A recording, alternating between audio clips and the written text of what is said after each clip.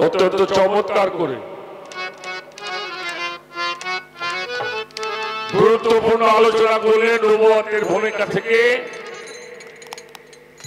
আর প্যারা নবী মুহাম্মদুর রাসূলুল্লাহ সকলেই বলি সাল্লাল্লাহু আলাইহি ওয়াসাল্লামের শান মান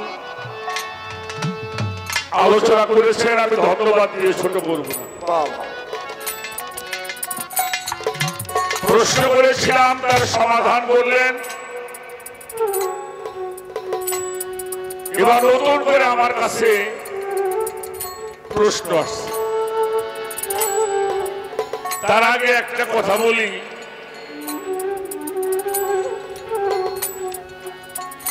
ছোট ছোট ঘাস লাঙ্গল বাইতে গেলে অনেক সময় ডানি বাই পরে না? পরে তো অবশ্যই। যারা লাঙ্গল বাইছেন তারা জানেন। কিন্তু যদি কোন বনের সোপা থাকে, ওটা কিন্তু ওটারে যে কয় পাক লাগুক ওটা উঠেই ছাড়বে। কথাটা কেন বলছি? আমি একটা প্রশ্ন করেছিলাম আমার এই খাতাটা হাতে নিয়ে, করছিলাম নাকি? এই যে জালিকাল কিতাবুল রাইবা ফিহি হুদাল লিল মুত্তাকিন, এটা একটু স্মরণ করাই দিলাম। এটা আমাদের জানার দরকার, খুবই দরকার। কারণ ফেকনার চোটে মানুষ কোন দিকে যাবে, কোথাও যায় মানুষ স্থির হইতে পারছে না। পীর মুর্শিদের দরবারে যায় মানুষ স্থির থাকতে পারে না। কারণ বিভিন্ন জায়গায় বিভিন্ন মাহফিলে যায়, বিভিন্ন কথা শোনে, আর অমনি মনটা অন্যদিকে ধাপিত হয়। এই জন্য বিষয়টা আমাদের জানা দরকার। এবার আমাকে প্রশ্ন করেছেন পীর দস্তগীর মাহবুবে সুবহানী কুতুবে রব্বানী গাউসে জামনানী গাউসুল আজম রওশন জামিল মহিউদ্দিন আব্দুল কাদের জিলানী রাহমাতুল্লাহি আলাইহি। এরা হলো মাদার জাত ওলি খাজা মঈনুদ্দিন চিশতি রাহমাতুল্লাহি আলাইহি। এরাও মাদার জাত ওলি। আমার হুজুর পাক বেরাজে যাওয়ার পথেই তাদেরকে এই খেতাব দিয়ে গেলেন। এরপরেও তাদের আবার বায়াত হইতে হইল। কি বিষয়টা, কোন জিনিসটা কম ছিল যে তাদের আবার পুনরায় বায়াত হতে হইল? এও একটা বিষয়। আর একটা বিষয় হইল পাক পাঞ্জাতন। আমার রাসূল বলছেন,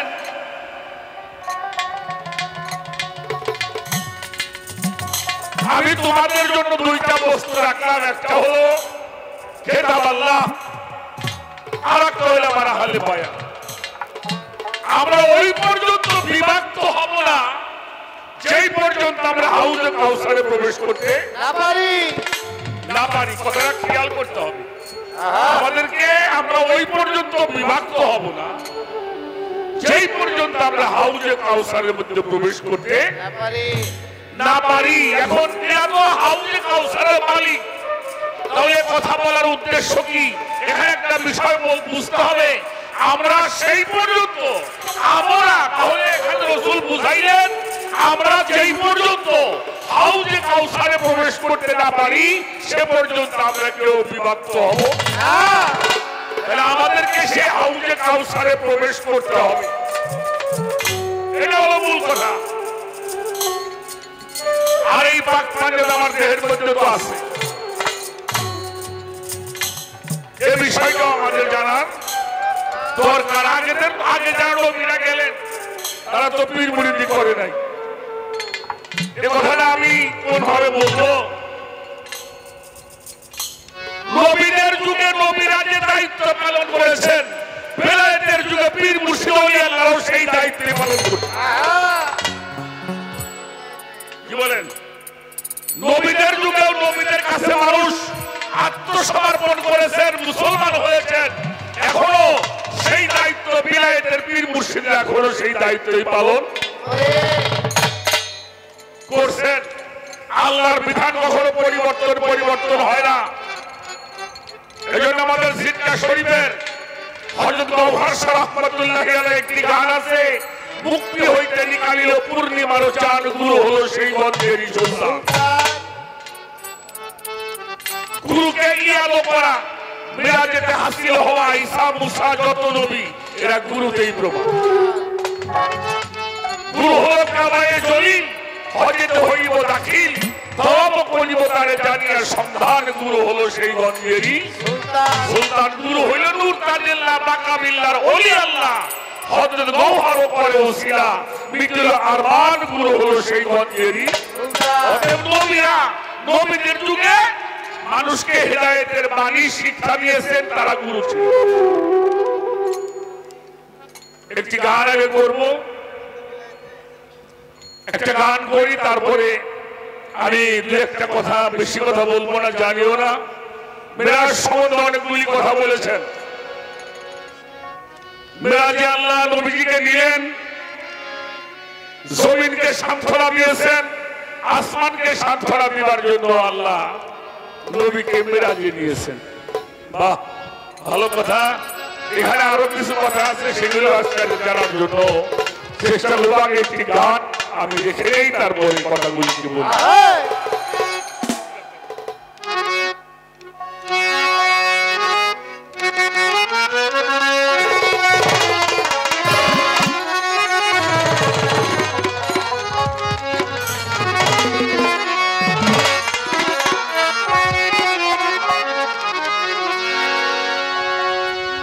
এই যে আল্লাহ রঙে রং ধরিয়া এইভাবে হরেক রঙের সৃষ্টি হয় ভাজা, ওরে হরেক রঙের সৃষ্টি হয়। কোরআনে সিবগাত আল্লাহ কোরআনে ফরমায়, আমার আল্লাহ সিবগাত আল্লাহ কোরআনে ফরমায়।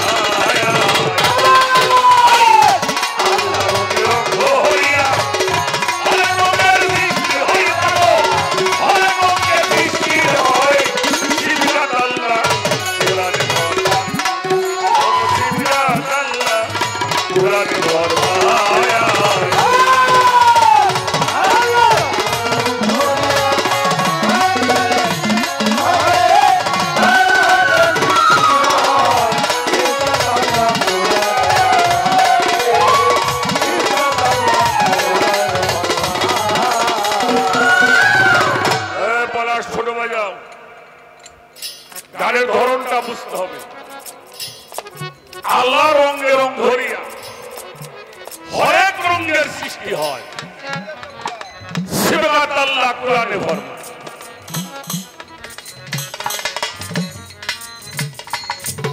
হাদিস বুখারীর মধ্যে একটি হাদিস আসছে, একটি মানুষ যখন নফল বন্দেগী করতে করতে, অর্থাৎ সম্মুখ গুরুর কাছে আত্মসমর্পণ করিয়া সালাত সাধনার মাধ্যমে যিনি নিজেকে পরিশুদ্ধ করে আল্লাহতে লয় হয়ে যায়, তখন ওই মানুষটার হাত দুইটা আল্লাহর হাত হয়। সুবহানাল্লাহ। এটা হাদিস বুখারীর মধ্যেও আসছে। ওই মানুষটার দুইটা পাও, আল্লাহ বলে ওই পাও দুইটা আমার হয়। ওই মানুষটার চোখ দুইটা আমার চোখ হয়। ওই মানুষটার জবান আমার জবান হয়। ওই মানুষটার দেহ আমার দেহ হয়। তিনি আমার মধ্যে লয় হয়ে যায়, আমি তখন তার মধ্যে, তখন তার নাম হয় অলি। অলি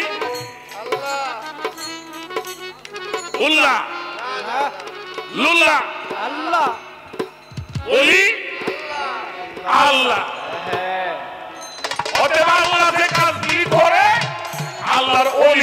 সেই কাজ হই আল্লাহ করায়।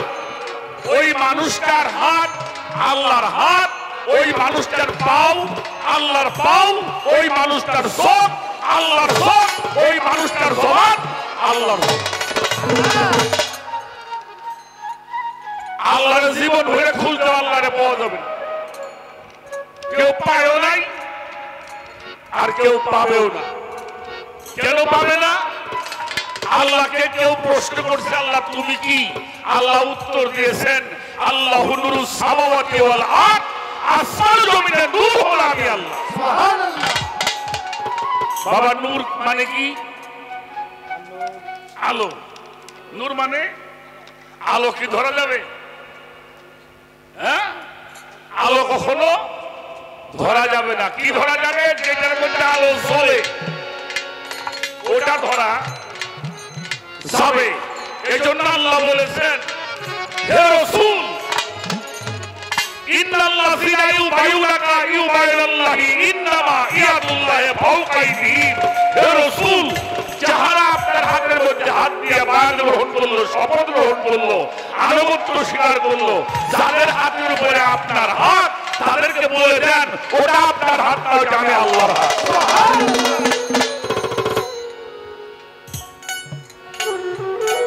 আল্লাহর হাত আবার রাসূলের হাত, ওলির হাত আল্লাহর হাত। ওলিকে দেখা, আল্লাহকে দেখা। এই জন্য যতক্ষণ পর্যন্ত মানুষ ওলি আল্লাহর কাছে এই বিষয়টা জানবে না, বুঝবে না, সে পর্যন্ত আল্লাহ প্রাপ্ত হওয়া যাবে না।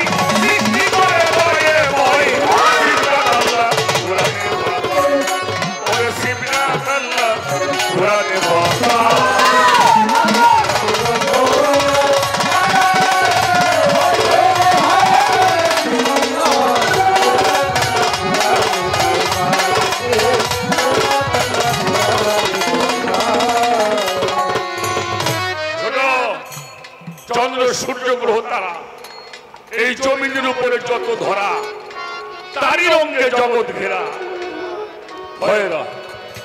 বাবাজি, আমার কথাটা আপনারা কোন ভাবে নিবেন আমি জানি না। এই সুরত গুলি কার সুরত?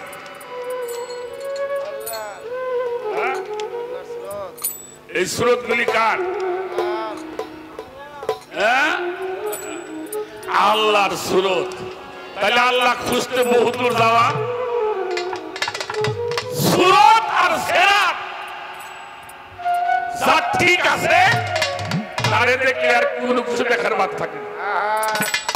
সুরত এবং সেরাত, এই জন্য জালালউদ্দিন নবী বলেছেন, স্বভাবের গুণ যখন তোমার ঠিক হবে তখন জান্নাত তুমি নিজেই। সুবহানাল্লাহ। স্বভাবের গুণ যখন তোমার ঠিক হবে তখন জান্নাত তুমি নিজেই। এই জন্য ওলি আল্লাহ পীর মুর্শিদ নবীগণ আসছে, তারপরেও নবীদের সাধনা করতে হয়েছে। এমন কোন নবী নাই ধ্যান সাধনা ব্যতীত তার নবী হইতে পারে। এটা আল্লাহর বিধান। সৃষ্টি জগৎ ওলি হইলেও দুনিয়াতে সে দুনিয়ার বিধান মেনেই তাকে ওলি আল্লাহ হতে। এজন্য বড় পীর গাউসুল আজম এরা রুহানি জগৎ ওলি হইলেও খাজা মঈনুদ্দিন চিশতি রুহানি জগত ওলি, তারপরেও দুনিয়াতে এসে আল্লাহর বিধান রক্ষা করবার জন্য সেই বিধানে নবীগণ রাসূলগণ আল্লাহকে লাভ করেছেন। আপনাকে আমাকে সমস্ত ওলিকে সেই বিধানে আপনাকে ইস্তরা করতে হবে। কারণ খেদমত না করে ওলি হওয়া এটার কোনো বিধান নাই।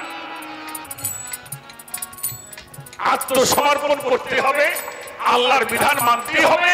এই বিধান মানার জন্যই আল্লাহর বিধান যেভাবে ছিল আল্লাহর ওলিরাও সেই বিধান রক্ষা করবার জন্য দুনিয়াতে এসেও তারা সেই কাজ করতে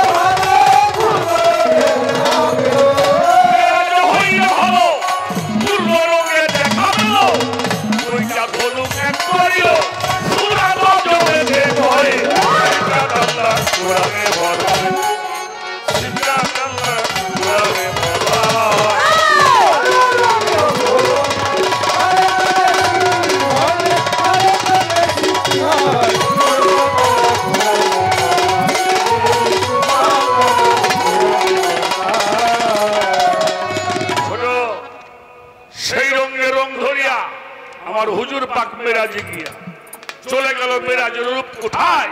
মেরাজ হইল ভালো, পূর্ণ রঙে দেখা পেল, দুইটা ধনুক এক করিল সূরা নজমেতে। ওয়াকাবা কাউসাইন ওয়া আদনা, ধনুক নিকটবর্তী ছিল, আরো নিকটবর্তী।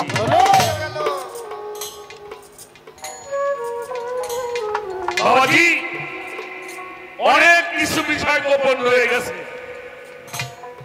শুধু আল্লাহ রসুল মিলন হওয়ার জন্য মেরাজ না, কিছু কিছু কথা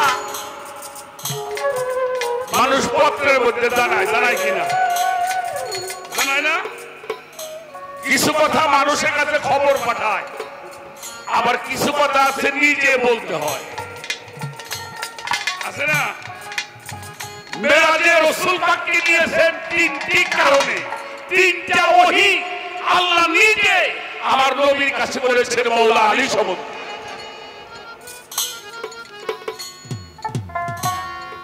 এই তিনটি ওহী আল্লাহ নিজে করবার জন্য, এটা কোনো মাধ্যম দিয়ে করে নাই, আল্লাহ স্বয়ং নিজে আমার মাওলা আলী সম্বন্ধে তিনটি ওহী আল্লাহ নিজে নবীর কাছে বসে করেছে। কিতাব পড়তে হয়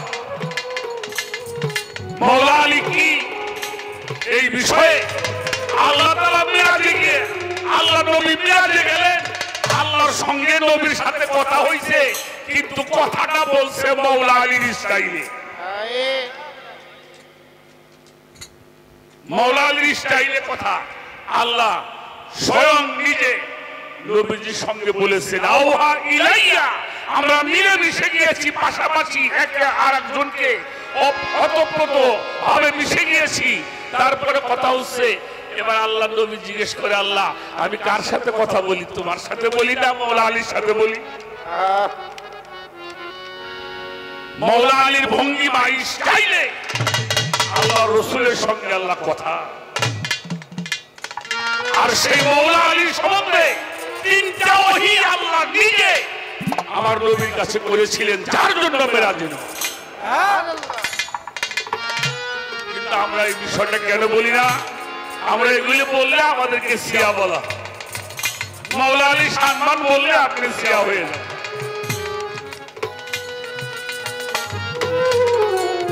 আলীর ভালোবাসলে আপনি সিয়া হয়ে যাবেন। এই একটা ধোঁয়া আমাদের দেশে আছে। বাবাজি মৌলা আলীকে তো আল্লাহ রসুল ভালোবাসে,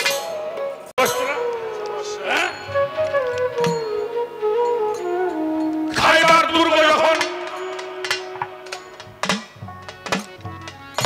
এক মৌলা আলী সেটা উত্তোলন করেছিলেন, আমার রসুল পাক বলেছিলেন আগামীকাল আমি যার হাতে ঝান্ডা তুলে দেব তার হাতে বিজয় নিশ্চিত। তাকে আল্লাহ ভালোবাসে, আল্লাহ রসুল ভালোবাসে, সুবহানাল্লাহ।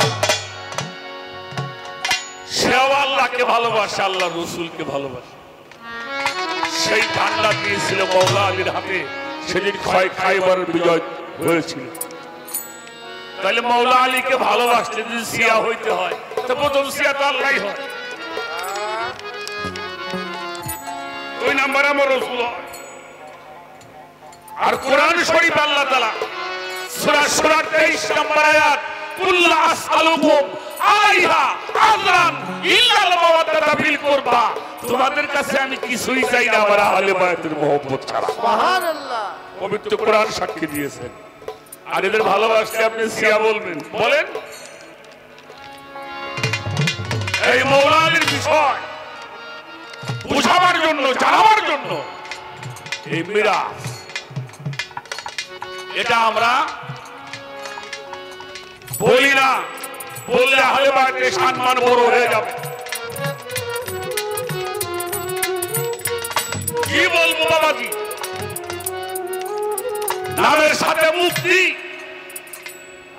নামের সঙ্গে জিহাদি, নামের সঙ্গে মাদানি, তারা ওয়াজ করে বেড়ায়। 24টা কথা, 24টা জায়গায় আল্লাহ তাআলা হযরত ওমরের কথা রাখছে, নবীর কথা রাখি নাই। নাউজুবিল্লাহ। নবীজির কথা আল্লাহ রাখে নাই, কিন্তু ওমরের কথা আল্লাহ রাখছে। এই ওয়াজ আমাদের দেশে আমাদের শুনতে হয়, এটা হলো আমাদের কপাল। এজন্য ঈমানদারের বেশে ঈমান কেউ রাখছে, ওখান থেকে বেঁচে থাকার জন্য ওলি আল্লাহদের পতাকা তোলে, আহলে বায়তের পতাকা তোলে।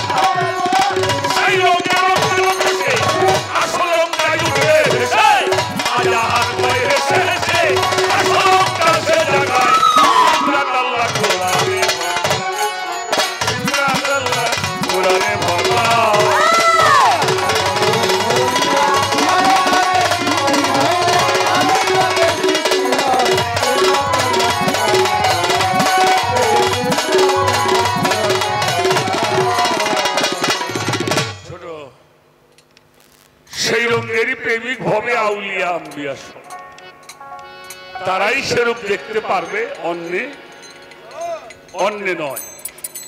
সেই রঙের রং মারো কষে, আসল রং তখন উঠবে ভেসে।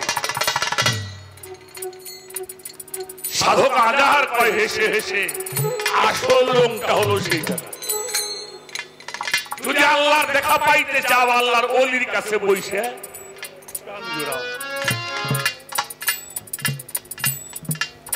আল্লাহর ওলিরা হইলে আল্লাহর সুবাস, যেখানে গেলে আল্লাহর সুবাস পাওয়া যায়, ঘিরান পাওয়া যায়। রশিদ আহমদ গঙ্গুহি সাহেব তার ফাতোয়ার কিতাবের মধ্যে লিখেছেন, আল্লাহর রাসূল রাহমাতাল লিল আলামিন, আল্লাহর ওলিরাও রাহমাতাল লিল।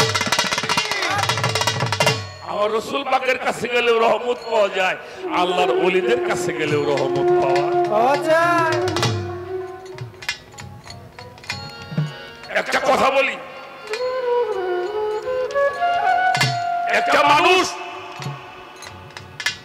আত্মসমর্পণ করবার পরে তাকে তার মুর্শিদের আদেশ নির্দেশ মোতাবেক সাধনা করতে হয়। যারা তরিকাতের মানুষ তাদেরকে একটা কথা বলে যায়, একজন শরীয়তের লোক, আম মানুষ, তিনি 5 ওয়াক্ত নামাজ পড়েন, আর একজন তরিকাতের মানুষের নামাজ হলো সব সময়। কোরআন শরীফের মধ্যে আল্লাহ তাআলা আমাদেরকে শিখিয়ে দিয়েছেন, জানিয়ে দিয়েছেন সূরা মারিয়ার 23 নম্বর আয়াত, ইন্নাল মুসাল্লিনা আল্লাযিনা হুম আলা সালাতিহিম দাইমুন, তুমি সর্বক্ষণিক সালাতের মধ্যে ডুবে থাকো। আল্লাহর ওলিরা সব সময় থাকে নামাজের মধ্যে। সুবহানাল্লাহ। একজন তরিকতের মানুষের সিয়াম হবে সারা জীবন।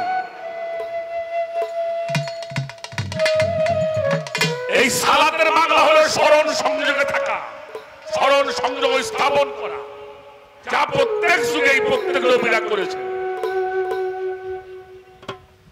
আমরা যে নবীর উম্মত, উনি আমাদের এই শিক্ষাই দিয়েছেন হেরা পর্বতের গুহার সাধনা দিয়ে। এই দাইমি সালাত, এই সালাত ব্যতীত আল্লাহর ওলি হওয়া যায় না। প্রত্যেক নবী রাসূলই দাইমি সালাত করেছেন। আমরা যে নবীর উম্মত, মক্কায় থাকা অবস্থায় তো নামাজি পড়ে নাই, পড়ছে না? না, কোরআনে কোন জায়গায় দেখাইতে পারবেন? আছে। আর একটা কথা আমাকে শোনাইছে, নামাজ আছে মিরাজ যাই সেরে, এটা কোরআন শরীফে নাই। মিরাজটা কোরআন শরীফে আছে। যদি নামাজ মিরাজ থেকে আনে, তাহলে নামাজটা তখনও কোরআন শরীফে থাকবে, ঠিক না বাবাজি? মিরাজটা কথা কোরআন শরীফে আছে, সূরা বনী ইসরাঈলের মধ্যেও আছে, সূরা নজমের মধ্যেও এটা আছে। তাহলে তিনি কি বেনামাজি ছিলেন? আমার নবীজির সমস্ত ক্রিয়াকর্মই হইল সালাত। তিনি নিজেই সালাত। আল্লাহর ওলি যারা, আল্লাহর বন্ধু যারা, তাদের সব কাজই হইল সালাত। আসেন, আমি দুইটা কথা বলবো, একটু সময় পাওয়া যাবে। আগুন, পানি, বাতাস, মাটি, আর হলো নূর। ওইটা ছাপা, পাত, আপ, আতশ, খাট, এটা হলো পার্সি ভাষা। আগুন, পানি, বাতাস, মাটি, নূর বাংলা। আর সংস্কৃতে বলা হয়েছে শীতি, অপ, তেজ, মরুদ, বোম। এই 5টা হইল জাত। এই 5টা কি জাত? এই 5টা জাত ছাড়া কি আপনি আমি সৃষ্টি হয়েছি? হই নাই। এবার আসেন, কি বলুন বাবা? আগুন, আমরা জানি 5টা জাত, সেবা কয়টা? 7টা ছোট ছোট। আচ্ছা সেপাত 7টা হবে কেন বাবাজি? যদি 2টা করে হয় তাহলে 10টা হবে নাকি? তাহলে জাত হইল 5টা, সেপাত কয়টা? কারণটা কি? তাহলে কোন জাতের 2 সেপাত? একটা হইল আগুন, এই আগুনের ঘর হলো ফাতেমার ঘর। আগুনের কাজ কি? 2টা ক্ষমতা, একটা নিজে পড়ে আর একটারে পুরাইয়া পরিশুদ্ধ করে, ঠিক কিনা? একটা নিজে পুড়ে আর একটারে পুরাইয়া পরিশুদ্ধ। আমার আব্বা এই যে মা সন্তানের কথা বললো, বাবা একটা সন্তান জন্ম দিতে মায়ের যে কি হয়, নিজে ব্যথা বহন করে আর একটাকে সৃষ্টি করে, ঠিক না? একটা মানুষ যখন মায়ের গর্ভে থাকে, বাবা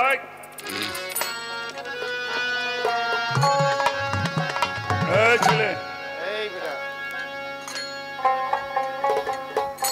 একটা সন্তান যখন মায়ের গর্ভে থাকে, তার মধ্যে যখন রূহ উৎকার করা হয়, সাবানের চাঁদ যখন মায়ের গর্ভে উদয় হয়, সবে বরাত হয়, তখন হাত নড়ে, পাও নড়ে, দেহ নড়ে, মা কিন্তু এত নড়ে। মা একটু কাজ করতে গেছে, সন্তান একটু হাত নাড়া দিছে, পেটটা ধরে রাত্রে খাইতে বসছে, সবাই খাওয়া দাওয়া শেষ করে আমার মা যখন খাইতে বসছে, তখন আমার পাউটা ছিল কোথায়? উপরে, কলিজার মধ্যে এমন একটা আঘাত মারছে, আমার দেহটা কালা হয়ে গেছে। ভাতের থালটা ফেলে রেখে নীরবে চোখের পানি ফেলেছে আর মালিককে বলেছে, মালিক আমার কলিজাটা যেন ঠান্ডা থাকে। নিজে পুরে আর একটা পুরাইয়া পরিশুদ্ধ করে। যদি সেই মায়ের কর্ম তুমি করতে না পারো, তোমার সঙ্গে ফাতেমার দেখা হবে না।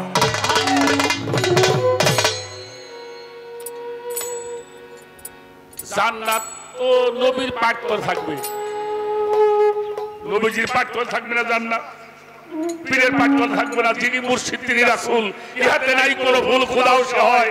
লালন কয় না এমন কথা আল্লাহর কোরআনে কয়। তাহলে জান্নাত থাকবে বলে পীরের পাঠ করে, কিন্তু মার পাঠ করে কেন? কারণ মার ওই পীরও মার পেটে। তো জীবনে জান্নাতে যাওয়ার জন্য এত ইবাদত করো, ও জান্নাত আবার মার পাপ দিছে।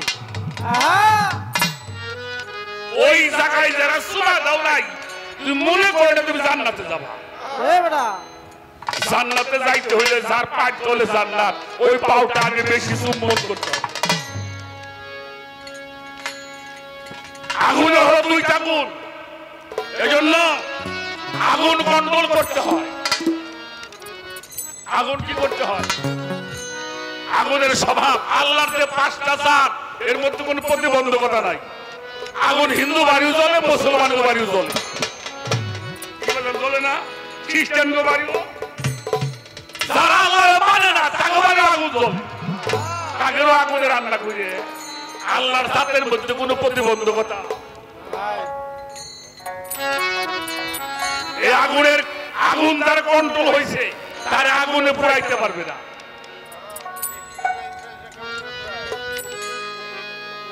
ইব্রাহিম পয়গম্বর আগুনের মধ্যে ছিল না। আচ্ছা আপনাকে বিশ্বাস হয় আগুনে কোনদিন মানুষ পড়ে না?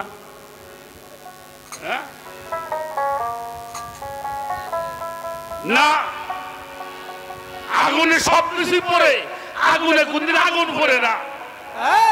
যেটা আগুন কন্ট্রোল করে আগুনে পরিণত হয়, তারে আগুন কোনদিনও পুরাইতে পারে না। আরে মাটিতেও খাইতে পারে না। এই আগুনের 2টা কাজ, তাহলে একটা পরে আর একটা পুরাইয়ে, তাহলে এখানে একটা সেবাত বাড়লো। পারছে না? আচ্ছা, পানির ঘর হলো ছোট ইমাম। কুরআন শরীফের মধ্যে বলছে আল্লাহু খালাকাল্লাহ কুল্লা দাব্বাতুম মাই, আমি যা সৃষ্টি করিয়াছি তা পানি হতে সৃষ্টি করিয়া। ওয়াজআলনা মিনাল মাই কুল্লু শাইইন হাই, এই প্রাণবান যা সৃষ্টি করা হয়েছে তা পানি হতে সৃষ্টি করা হয়েছে। তো পানি দিয়ে বানাইছে, আপনার এলাকায় পানি নাই? অন্য ঘরের মধ্যে কয়েক ড্রাম বইরে কোন পানি? সেই পানিতে আমি আপনি নবী রাসূল পয়দা, ওই পানির হেফাজত তারা করতে পারলো না, হুসাইনের সঙ্গে তার দিদার হবে না। আমার কথাটা কি বুঝে যাইতেছে? আল্লাহ বলছেন কুরআন শরীফে দুইটা, একটা সূরা মুহাম্মদ, একটা সূরা নূর। এই পানির হেফাজত করতে হলে আপনাকে ধ্যান সাধনা করতে হবে, সালাত করতে হবে, গুরুর কাছে গোলামি করতে হবে, তাবেদারি করতে হবে। এই আজকে যারা এখানে গান শুনছেন, কোনো কিছু লাভ না হইলে একটা লাভ হইব, বাড়ি থাকলে কিছু হইতেও পারত। একটা দিন তো বাঁচবে। হ্যাঁ, এই জন্য আল্লাহর ওলিরা বেশি বেশি ভক্ত কাছে রাখতে চায়। কেন রাখতে চায়? আমার কাছে থাকবি তো বাঁচবি। এই পানির হিসাব, পানির সাধনা করতে হবে। 2 নাম্বার গেল, 3 নাম্বার হলো মাটি। মাটির স্বভাব কি? মাটির মধ্যে আপনি যা রাখেন, মাটি কোনদিন মামলা করছে আপনার নামে? এই জন্য তরিকতের মানুষ যারা আপনাকে আঘাত যিনি করবে তার জন্য আপনি দোয়া করবেন।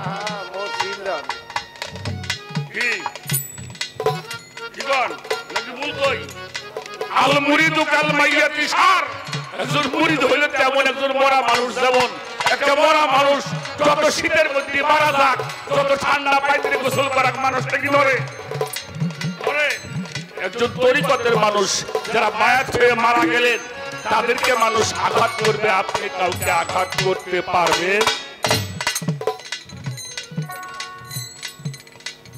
যিনি আপনাকে কষ্ট দিবে তার জন্য দোয়া করবেন, আল্লাহ ও যেন হিদায়াত প্রাপ্ত হয়। অভিশাপ করতে পারবেন? এটা হলো মাটির কাজ। এই জন্য আমরা ছোটকালে গান শুনছি, মাটির মতো হয়ে খাটি পান করো জীবন মরণ, নবীজি কাষ্ট হলে যাবি যদি।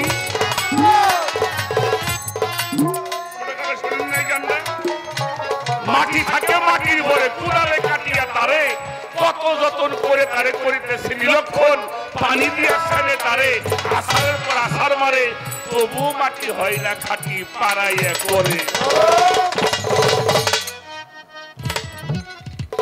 এই মাটি, এই যে মাটি, এই মাটি যার কন্ট্রোল হয়েছে তার দেহ মাটিতে খাবে, মাটি যেমন শক্তি নাই। এরপরে আসেন, বাতাসের 2টা গুণ আছে। বাতাসের কয়টা গুণ কেমনে বলেন দেখি? আমি কথা বলছি না, বাতাসে উৎপত্তি হচ্ছে, কি তাই না? কথা উৎপত্তি আপনার কানে পৌঁছায় দেয় কিনা? তাহলে একটা শব্দ সৃষ্টি করে আর একটা শব্দ বহন করে। আর এই বাতাসের ঘরে হলো মাওলা আলী অর্থাৎ গুরু।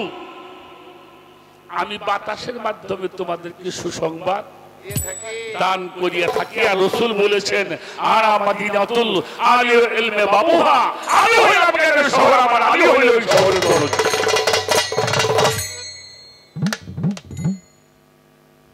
এই বাতাসের সন্ধান, বাতাসের কর্মগুলো ধরে জানতে হবে। আর নূরের ঘর হলো মুহাম্মাদুর রাসূলুল্লাহ। সকলে বলি সাল্লাল্লাহু। আমার রাসূল পাকের জবান, ইন্নাকুম সাতারুনা রাব্বাকুম কামা তারা হাজাল কামার, আকাশের গায়ে যেমন অখণ্ড পূর্ণিমার চাঁদ দর্শন করো, আল্লাহকে শরীফ দর্শন করতে পারবে যেদিন তোমার এই মাকামে মাহমুদার মধ্যে ওই মুহাম্মদী নূর ঝলক দিবে। ঝলক দিবি কোন সময়? ও তো খাইতে খাইতে শেষ। আরে এই 5টি কর্ম করবেন, আহলে বায়তের সঙ্গে সংযোগ থাকবেন, হাউজে কাউসারে না পৌঁছানো পর্যন্ত আর বিভক্ত হওয়ার কোন জায়গা।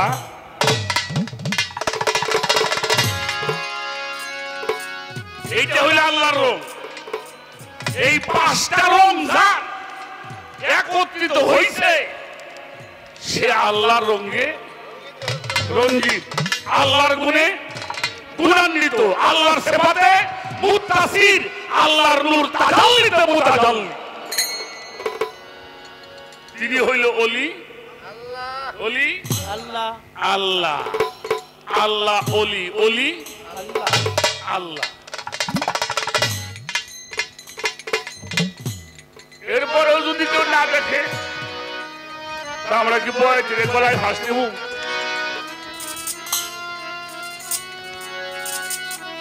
রূপসাগরে ডুবলে পাবি তারে আপন করে যায়, রূপসাগরে ডুবলে পাইবে তারে।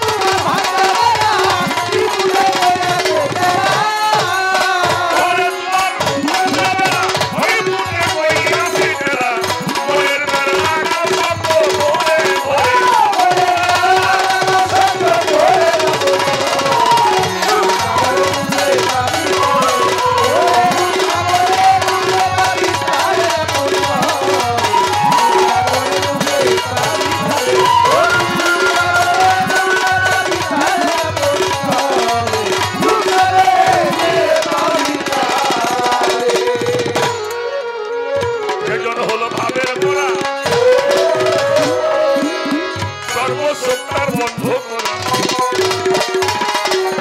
মাসুমিনী সামনে যাবে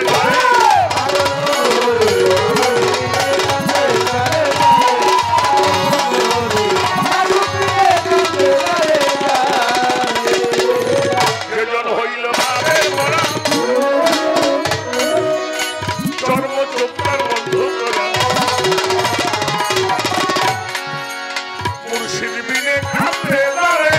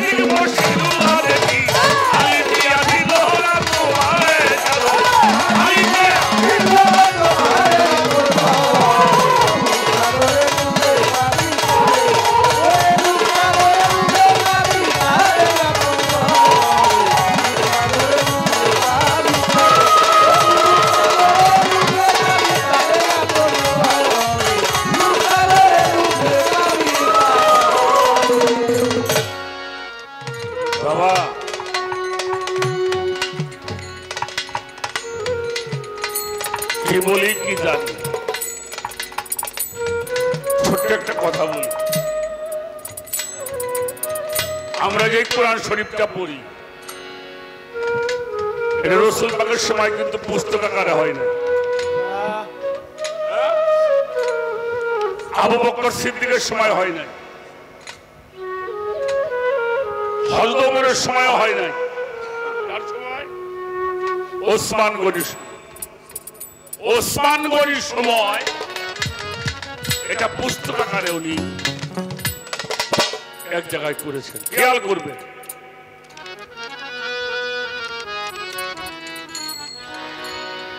হুজুর পাক কোরআন বলতো সাহাবারা লিখে রাখতো কেউ শুনে মুখস্থ করতো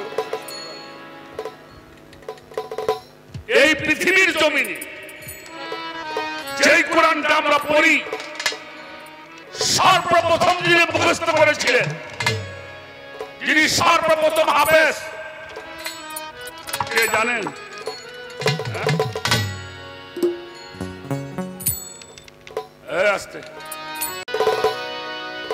ওনার নাম ছিল উবাই ইবনে কাব একজন সাহাবী উবাই ইবনে কাব আল্লাহ ওনাকে এমন একটা মেমোরি দিয়েছিলেন হুজুর পাকের আয়াত বলার সাথে সাথে মুখস্থ হয়ে যায়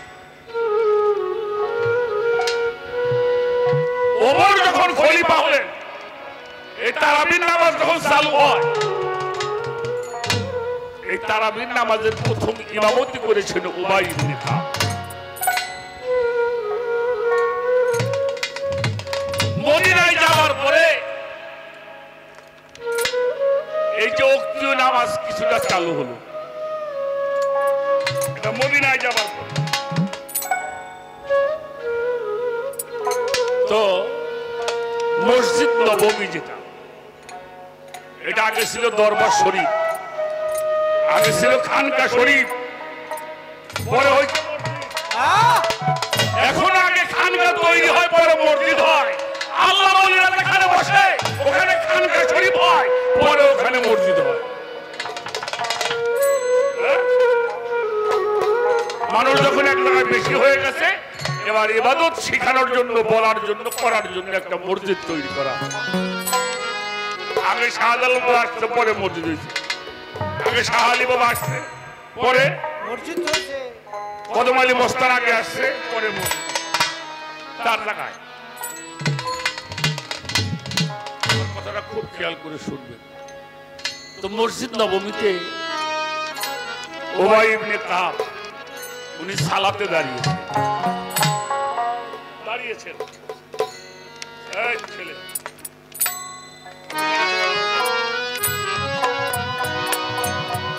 বড় মারাত্মক একটা কথা বলবো তো উনি সালাতে দাঁড়িয়েছেন, নবীজি সামনে দিয়ে যায়। আচ্ছা, কেউ যদি ওখানে নামাজ পড়ে আপনি দেখবেন না? দেখবেন না? গেলে আবার যিনি নামাজ পড়ে তিনিও দেখে কে গেল।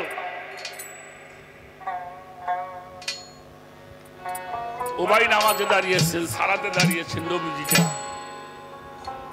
একটু পাশে গিয়ে ডাকতেছে, ওবাই, ওবাই ইবনে কাব, ওবাই তুমি কোথায়, আমার কাছে আসো। ডাক তো কানে গেছে। ওবাই চিন্তা করে, হুজুর কি কয়, দেখলো আমারে সালাতে দাঁড়াইছি, আমার সামনে দিয়ে গেল, আর যেই আমার ডাকতেছে। কোন মানুষ না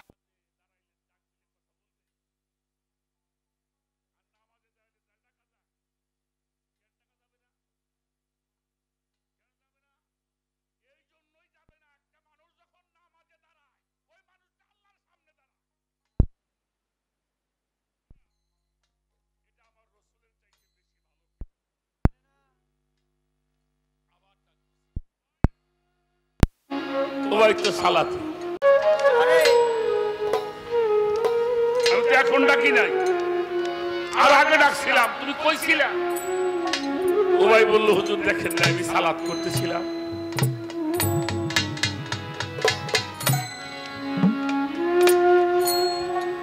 বলল সালাত করতেছিলে? বলল হ্যাঁ।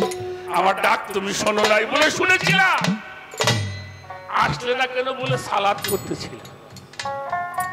নবীজি বলল, বাবা বাবা, তুমি সাংঘাতিক সালাত। ওরে বাবা।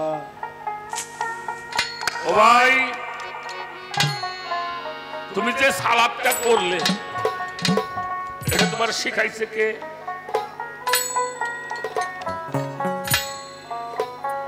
ও ভাই বলছে, আকা মাওলা মুহাম্মাদুর রাসূলুল্লাহ সাল্লাল্লাহু। হে আমার আকা, হে আমার মাওলা, আপনি তো আমাকে শিখিয়েছেন। নবীজির বদনটা একটু ভার হয়ে গেছে।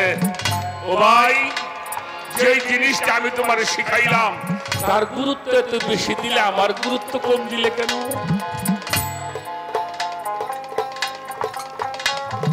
আসলে তুমি না কোরআনের হাফেজ, তুমি পড়ো নাই? কুলিন কুনতুম তুহিব্বুনাল্লাহি ফাত্তাবিউনি ইউহিব্বুকুমুল্লাহ ওয়া ইয়াগফির লাকুম যুনুবাকুম আল্লাহু গফুরুর রহিম। পড়ো নাই? হে রাসূল, আপনি বলে দিন রাজেন আমার ইবাদত করে, আমাকে ভয় করে, আর কেউ যদি আমারে পাইতে চায় তারা যেন আপনারে বেশি বেশি করে মহব্বত করে। আর কেউ যদি আপনার মহব্বত করে, আমি আল্লাহ তার সাথে ওয়াদা করলাম, তার সমস্ত জীবনের গুনাহগুলি আমি আল্লাহ গফুরুর রহিম সব গুনাহগুলি মাফ করিয়া দিই। তুমি পড়ো নাই? মানে উত্তর রাসূলুল্লাহ টাকা আল্লাহ, বাড়ি গাড়ি নারী টাকা পয়সা ছেলে মেয়ে বাবা কাবা কুরআন যা কিছু আছে তার চাইতে বেশি মহব্বত রাসূলকে করতে হবে। পড়ো নাই? ওবাই ইবনে কাব নবীজির কদম ধরে বলেছিল, ইয়া রাসূলুল্লাহ, আমার ভুল হয়ে গেছে। এজন্য আমার ফরিদপুরের একজন সাধক একটা গানের মধ্যে লিখেছেন, হক্কে লয়ে কিনের ঘরে দেখো একবার চাইয়ে, নামাজ হইয়া মুর্শিদ তোমার আশায় আছে। চাইয়ে মুর্শিদ নামাজ, তুমি সেজদা, ভেবে দেখো তাই মুর্শিদের কদম বিহনে সেজদার জায়গা। পরে বর্তমান নামাজ সাথে দেহে বাড়বে ফায়াস, ওই নামাজ না পড়লে কি আর মুমিন লোকের মেরাজ হয়? এই সাধনা আদম থেকে শুরু করে এই পর্যন্ত আছে, এই সাধনায় মানুষ আল্লাহ প্রাপ্ত কিয়ামত পর্যন্ত। আশা করি এর বেশি আর আমি কিছু বলতে পারবো না, অনেক কথা হয়ে গেছে। আমি কি প্রশ্ন করব? প্রশ্ন না, আমি একটি গান করব। দরবেজি লালন শাহ ফকিরের একটি গান। আমি করব। বামে যাও।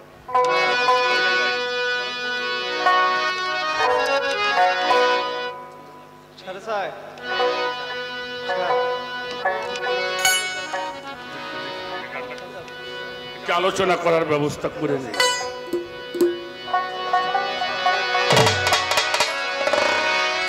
আমার এই গানটার মধ্যে একটা বিষয় আমি আমার আপার কাছে জানতে চাই। এই গানগুলি করি না কেন করি না?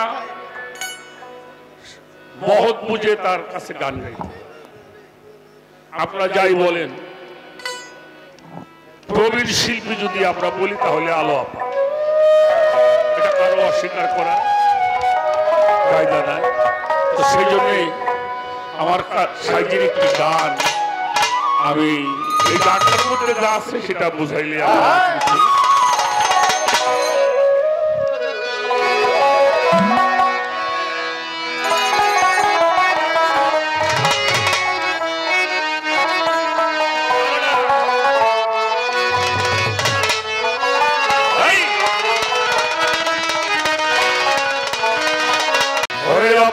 কান্না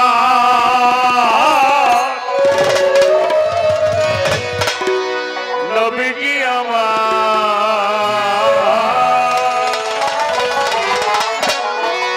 ভজনে সাধন মিঠাই নামে নবী না চিনে সে যে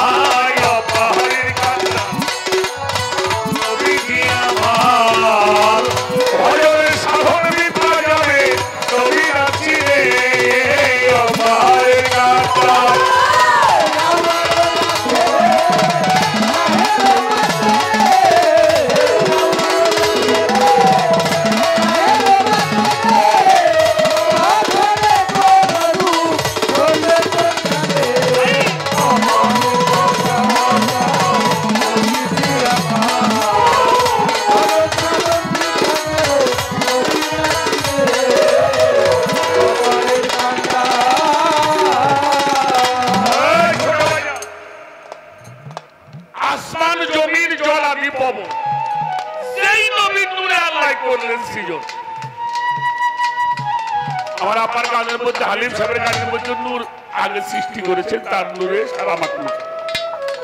এখানে দরবেজি লালন শাহ ফকির বলছেন, আসমান আর জমির জল আদি পবন, সেই নবীর নূরে আল্লাহ করলো সৃজন, কোথায় ছিল সেই নবীজির আসন।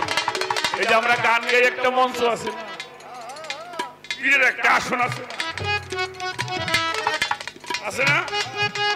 কোথায় ছিল সেই নবীজির আসন? তখন নবী পুরুষ না প্রকৃতি, এটা আমাদের জানার। আল্লাহ আর নবী অবতার কাসারে বীজ রূপে করিল প্রচার।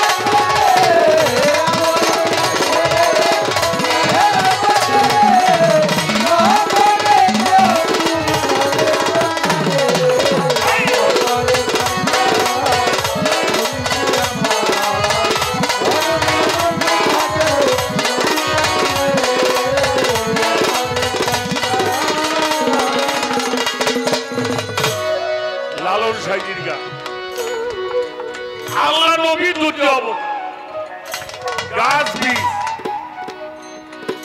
গাছ আগে না ফল আগে? আচ্ছা আগে মুরগি নে ডিম?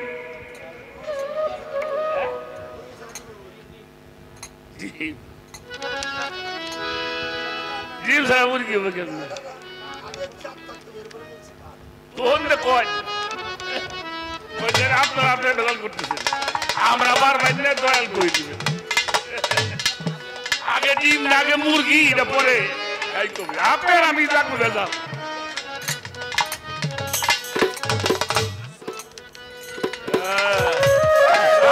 ফল হয় না, গাছ হইলে করতে বোঝেন না। চিরঞ্জীবী, চিরস্থায়ী, অব্যয়, সর্ব জায়গায় সর্বঘটে বিরাজমান। নবী যেখানে নাই সেখানে জীবন্ত নাই, প্রাণ নাই, আলো নাই। আলো যেখানে নাই সেটাই অন্ধকার, আর সেটাই হলো মৃত্যু, আর মৃত্যুটার নামে হলো কাফের। তার মধ্যে আলো নাই, সেটাই তো অন্ধকার, চলাফেরা করে, তো তার মধ্যে প্রাণ নেই। যার মধ্যে দয়াল নবীর কোনো গান নাই তার মধ্যেই প্রাণ, তার মধ্যে ইবলিশ, তার মধ্যে শয়তান, তার কালবের মধ্যে জিকিরের ধ্বনি নাই, কারণ আলো নাই। সেখানে পশুযুক্ত শয়তান সেই পশুত্বকে কি এটাকে দিকপাল করে, কাম ক্রোধ লোভ মায়া মত মাৎসর্য ষড়টে পশু সদা সর্বদাই দেহ রাজ্যের মধ্যে ষড়যন্ত্র করে। অহংকার, অভিমান, গীবত, বাহাদুরি, তোকাব্বরি, এগুলি সব কিছুই হলো মনুষ্যত্বের বিপর্যয় ঘটায়। এই ছয়টা রিপু শক্তিশালী, আমি পারি না, বারবার সারেন্ডার করি, বারবার হেরে যাই। তারাও পশু, আমি পশুর চরিত্রে চরিত্র মিলেয়া আমি বারবার উপর হই। পশু যেমন উপর হয় আমি উপর হই। আমি মানুষ কুলকে রক্ষা করতে পারলাম না, তাই আমি হেরে গেলাম। আল্লাহ বলেছে পর্দার জীবন দিয়েছি, মানব জীবন দিয়েছি, ইনসানের জীবন। তুমি যখন এটাকে রক্ষা করতে পারলে না, বারবার পশুর মতো উলঙ্গ হয়ে তুমি উপর হও, আগামীতে তোমারে আর এই প্রতিষ্ঠিত জীবন দেব না। তোমার উত্তর করেই পাঠাই দেব। কত তুমি উক্ত হইতে পারো, আর কত উলঙ্গ ওর লাগবো না, উলঙ্গ এই জন্ম। এই যে সম্মানের পোশাক পেয়ে মানুষ কুলে এসে আশরাফুল মাখলুকাত সর্বশ্রেষ্ঠ জীব হলো ইনসান। ইনসান তারে বলে যে নিজের বিচার নিজে করে চলতে পারে। ছোটবেলার একটা কথা বলি, খুবই ছোট, খেলাধুলা করে ক্ষুধা লাগে, আইসা শুধু ঘরের দিকে তাকাইতাম, মার কাছে একটু দেখা করে আবার খেলা করতে যাইতাম। ভাত চাইতাম না, কারণ ভাত হইলে তো আমার মাই দিব। চাই আমার মারে কষ্ট দিয়ে কোনো লাভ আছে? সন্তান ক্ষুধার্ত মার কাছে ভাত চাইলে মা যদি সেই মুহূর্তে না দিতে পারে, মা এত কষ্ট পায়, আমি কেন কষ্ট দেব আমার মাকে? ছোটবেলা থেকে একটু সেই নিজের বিচার নিজের ইনসাফ করে চলার মতো কিছুটা হইলো আলো মালিকের কাছ থেকে দান করেছেন। উলিয়া উলিয়ার দরবারে ঘুরেছি, তাই কথাটা যে নাকি নিজের বিচার নিজে করে চলতে পারে এর নামই হলো ইনসাফ। ইনসাফ করে চলতে পারে সে হলো ইনসান। আর যে নাকি ইনসান হয়ে যায় পৃথিবীর বুকে, তার আর আসামির কাঠগড়ায় দাঁড়াতে হবে না। যারা নাকি ইনসাফ করে চলতে পারে না, তাদের সেই আসামির কাঠগড়ায় বদ্ধ জীবন। কোন আসামির কাঠগড়ায়? মানে পশুর কুলে যাইব। এর চেয়ে বড় আসামি আর কেউ হতে পারে না। আমার বাড়িতে আমার ছেলে মেয়ে থাকে, সেখানে যদি আমি কুকুর হয়ে ঘোরাঘুরি করি, ওদের কাছে যতই চাইতে চাই ওরা তো আমারে তাড়াইয়া দিবে, পিছা মারবো, জুতা মারবো, জুতা কাটা মনে চাইলে দিব, না মনে চাইলে না দেব।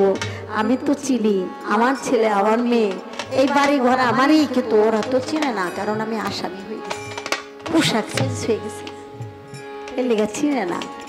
তাই আল্লাহ বলছে আশরাফুল মাখলুকাত সর্বশ্রেষ্ঠ জীব তুমি। পৃথিবীর মুখে যত সৃষ্টি আছে সবাই তোমার পরিবার বর্গ, সব সৃষ্টি আপনার আমার পরিবার বর্গ। আল্লাহ বলেছে কারো প্রতি তুমি নিষ্ঠুর হইও না, নির্দয় হইও না। একটা কুকুর তোমার সামনে দাঁড়ায়, ও তোমাকে চিনে, তুমি চিনো না। আমি ওরে আসামির কাঠগড়ায় শাস্তি দিয়েছি, প্রায়শ্চিত্ত করার জন্য আমি শাস্তি দিয়েছি। আমি আল্লাহ, আমি বিচারক, আমার বিচারে ওখানে আমি পাঠাইছি। তুমি ওরে কষ্ট দিও না, তুমি কষ্ট দিও না। অনেকে কষ্ট দেয়, গরম পানি মাইরা দেয়, লাঠি দিয়া ঠ্যাং ভেঙা দেয়। আল্লাহ বলে আমি কিন্তু গুসা করি, আমি আবার তোমার জায়গায়, ওর জায়গায় আমি তোমাকে পাঠিয়ে দিতে পারি। কখনো কষ্ট দিও না, এটা বুঝতে হবে। যার বাড়িতে সেই পাহারা দেয়, আরেকজনের বাড়িতে কেন পাহারা দিব? আমার বাড়িটা লেগে আমারই মায়া লাগে, দেখা ঘুরে ফিরে মার খাই, গুতা খাই, আমার খাওয়ান দেয় না, তারপর আমি ওই বাড়িতে পাহারা দিই। মায়া লাগে, এত কষ্ট করে, এত পাপের টাকা কামাইছি, দালান কোঠা বানাবো, একবারও ভাবি নাই আমার জীবনে এই অবস্থা হয়ে যাবে। আগের থেকে যদি একটু চিন্তা ভাবনা করি, তাহলে মালিকের কাছে ক্ষমা চাইতাম। সবার কাছে ঘুম থেকে উঠে সবচেয়ে বড় ইবাদত এটা হলো আপনি শুধু ক্ষমা চাইতে চাইতে যাইতে। কখন কি করেছেন আপনি নিজেও জানেন না, এজন্য ক্ষমা চাইতে চাইতে যাইতে আল্লাহ আপনাকে মুক্ত করে দিবে। ক্ষমা চাওয়ার মতো এত বড় স্বভাব আর কিছু হতে পারে না, আল্লাহ পছন্দ করে। তাই আমি কথাটা বলার চেষ্টা করলাম। আমি একটা গান করি, রাত্রি যে কত হয়ে গেছে আমার আবুল ভাই একটু খেয়াল করে নাই, কারণ ভাবের মানুষ পাইলে খালি গাইতেই মনে চায়, গাইতেই মনে চায়। আজকে যদি 10-12 ঘন্টাও গাওয়া লাগে, তারপরে আমাদের কোনো ক্লান্তি নেই, বুঝেন নাই?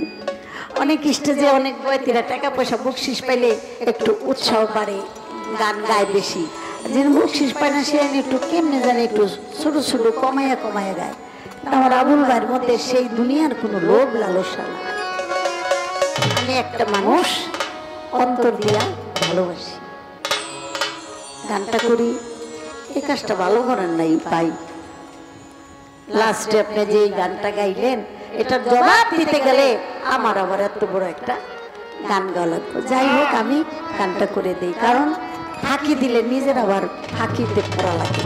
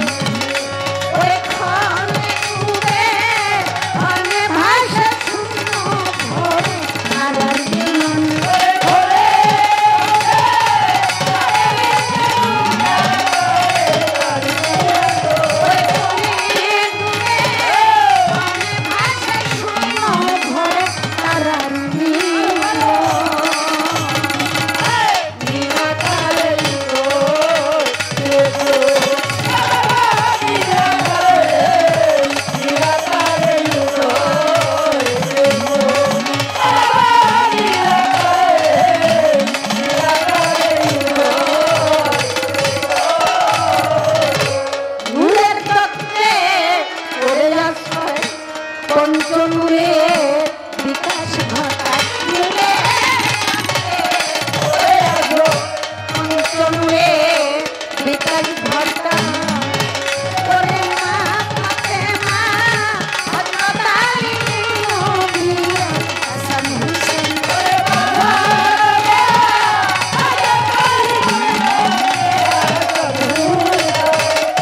আরে আরে মা ফাতেমা হযরত আলী নবী হাসান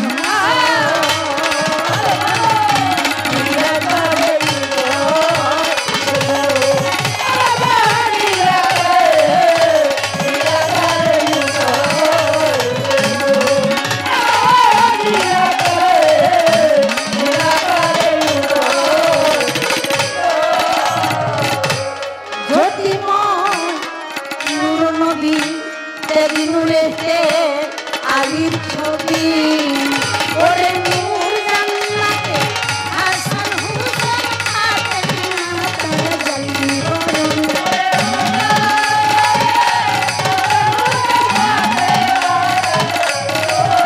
ওরে নূর জান্নাতে হাসান হুসেন ফাতেমা জলদি বরণ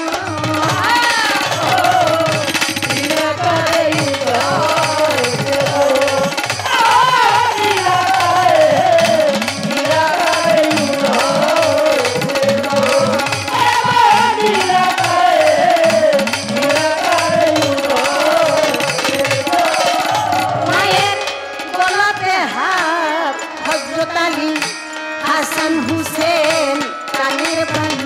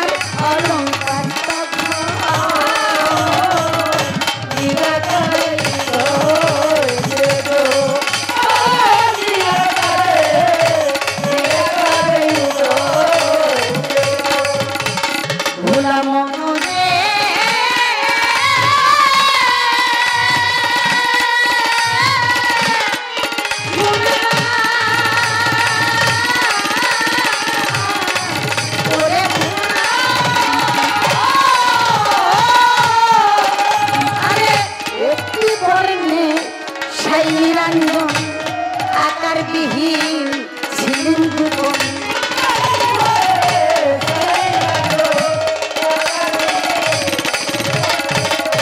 আমার এক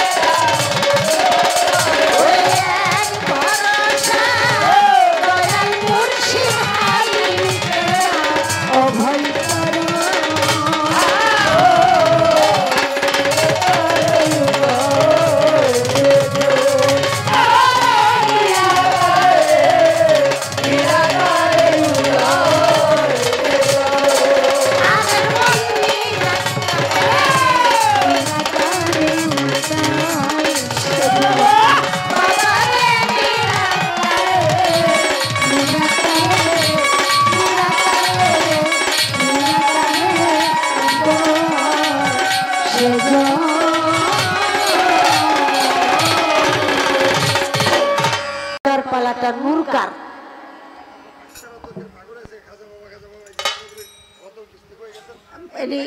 এডি কি করছে বোতল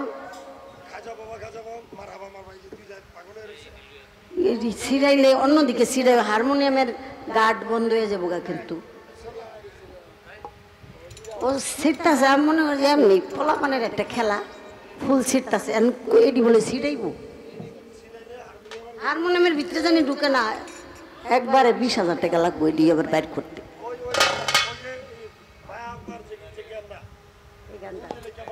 এটা তো গাম হই তারপরে আরো 2টা গান লিখা পাঠাইছে তারপরে ওই ওই কি জানি খাজা বাবা, তারপরে আরেকটা ওরা কয়জন বুঝছে বিজয় সরকার দুইটা আছে, আবার কথা কইও না দেখা না দিলে, এইটাও বলে একদম সময়ও নাই কি কইতাম।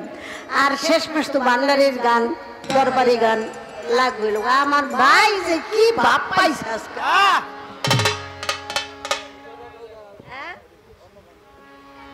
এই কোন আগে কোন গান, মায়ার গানটা তো একদম কান্দনের গান, ওটার পরে তার গানই থাকে না। কোনটা আগে ওই যে কথা কেউ না গাই, নাইলে ওরা ভবিষ্যতের কমিটি কেমনে ওরা শক্তি পাইছে কেমনি। এই গানটা হলো 5 মিনিট, এখন মনে হয় 3 মিনিটে শেষ হয়ে যাবে। শেষ আমার এক ভাই 200 টাকা উপহার করছে।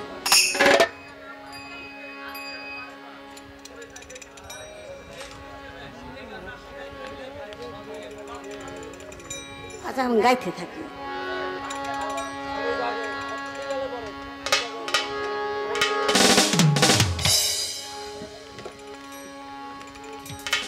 আমার ভাই কিন্তু একটা কথা বলছে, মায়ের পদতলে সন্তানের জান্নাত, আবার গুরুর পায়ও জান্নাত। পায়ে কা পুরা পুরা গুরুই জান্নাত।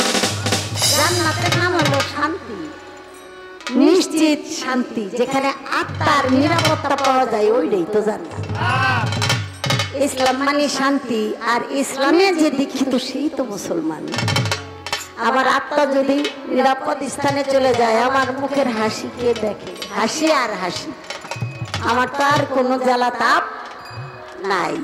এজন্য বলি, গুরু জগতে গুরু ধরলে, গুরুর তরিকায় ঢুকলে কত অপবাদ লোকনিন্দা আসবে, সেটা আমার কিচ্ছু আসে যায় না। কারণ যে সইতে পারে জ্বালা, সে পাইতে পারে বিজয়ের মালা। যে সইতে পারে দুঃখ, সেই তো হইতে পারে সুখ। যে সইতে পারে কষ্ট, সেই তো হইতে পারে শ্রেষ্ঠ। কষ্ট না করে শ্রেষ্ঠ হওয়া যায় না। তাই বলেছে যে গুরু সেও তো এক মায়ের গর্ভে হইছে। এই কথাটা আমি একেবারে অবজেকশন দিয়ে গেলাম। গুরু তো কখনো জন্ম লয় না, গুরু তো মহাশক্তি ধারক এবং বাহক। গুরু কখনো জন্ম দেয় না, জন্ম নেয় না। যেখানে জনক জননী তাদের যৌন কর্ম করে কামের বাসনা পূর্ণ করতে যাইয়া একটা তার সেই নূরটাকে দুর্গন্ধযুক্ত পানি রূপে নিম্ন দ্বারে যখন সে ক্ষণিকের আনন্দ পাইয়া ছেড়ে দেয়, সেও মরে যায় আর তার ভিতরের নূরকে মেরে ফেলে। এখানে আর তরাতরি নাই, খালি মরামরি। আর জন্মিলেই মরিতে হইবে। এই জন্য গুরু কখনো জন্ম নেয় না এবং জন্ম দেয়। গুরু হলো সৃষ্টির জগতে, নাবির নিচের কোনো কর্মকাণ্ড নাই। এটা খালি লন্ডভন্ড আর খণ্ড। আর কত খণ্ড হইবেন? হ্যাঁ, চেহারায় দেখা যায় বয়স কম, কিন্তু কম থাকতে না হলেই উপরটা উঠতে গেছে, হাফানি হয়ে গেছে। অপব্যয় করছেন আপনার নিজের সম্পদকে, নিজের রাজ্য থেকে আপনার যে রাজা শক্তি, সেটাকে আপনি নষ্ট করে ফেলছেন। একদিনও বুঝতে পারেন নাই এই নষ্টের পরিপ্রেক্ষিতে কষ্টটা আপনাকে বহন করতে হবে। এটার সহায়তা কেউ করবে না। লাঠি নেওয়ার মতো বয়স হয় নাই, তারপরে টুকটুক করে লাঠি নিয়ে হাঁটেন কেন? তখন লজ্জা পড়ে। আপনার ভিতরের যে শক্তি লাঠি ছিল, সেই লাঠিগুলি আপনি সব ফেলে দিচ্ছেন। সম্পদ থাকতে হবে রাখতে। এই যে বলছে না আমার ভাই, চমৎকার কথা, যে নাকি তার পানি সম্পদকে রক্ষা করতে পারে, তার যৌবন কোনোদিন ভাটা লাগে না। পানিটাই হলো যৌবনের উৎস, কারেন্ট, বিদ্যুৎ, এই আলো কোনোদিন নষ্ট হবে না, কোনোদিন দুর্বল হবে না। রক্ষা করে দেখেন, আমার দ্বারা আমার স্বামী ক্ষতিগ্রস্ত হয় না। কেন? আমার স্বামীকে আমার লাগবে, এই জন্য আমি তারে মারি না। কি বাবা, স্বামী ছাড়া নারী অসহায় হয়ে যায়, আমি কেন তারে মারবো? আমার তো স্বামী লাগবে। তার সাথে প্রেমের সম্পর্ক, তার সাথে কোনো কামের সম্পর্ক না, কামের সম্পর্ক হয় শত্রুতা। এই জন্য প্রত্যেকটা পুরুষের জীবনে লাগে একজন সহধর্মিণী, যার সাথে প্রেমের সম্পর্ক, কোনোদিনই তার দ্বারা এক বিন্দু পানি নষ্ট হবে না। কেউ কারোর দিকে তাকাইলে লজ্জা হবে না, এটা একটা প্রেম, একটা বিজয়ের হাসি আসবে যে আমরা দুইজন পারি, ধ্বংসের কাজ না করেও পারি। আর সেই হইল সতী, সহধর্মিণী হয় সতী, যে রক্ষা করতে পারে স্বামীর পতির মতি রতি, যার দ্বারা কোনো দিন হবে না ক্ষতি। হাসতে হাসতে আনন্দময় জীবন, সময় থাকতে সেই পথে আপনার আগাইতে হবে। তো আমি কথাটা এখানে রাখলাম। এখন ওই গানটা কোনটা করি, ছোট করে গায়ে দেয় বাচ্চাদের।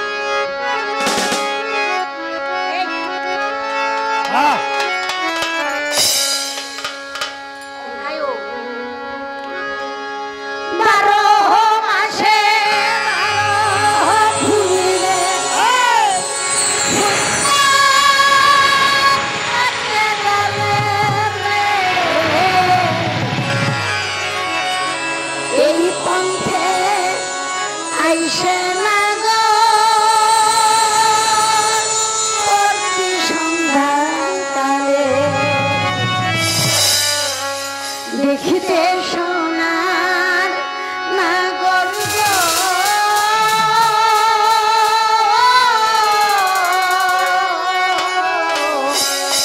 চাঁদের সমান।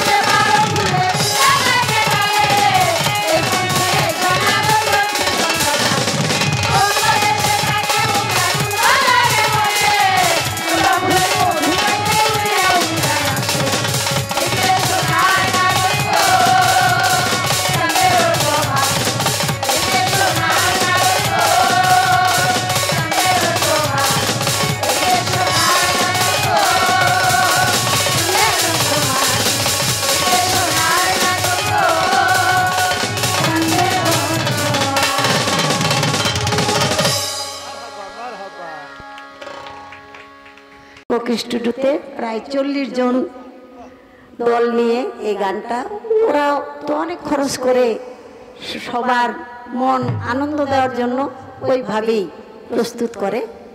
তো শেষ সময় যারা চিনত না তারাও চিনল, বাচ্চা কাচ্চারা তো আর বিচার গান যাইও না, আর এখন তো আর বুঝের সময় হয় নাই, কিন্তু ওরা এই গান মাধ্যমে পছন্দ করে।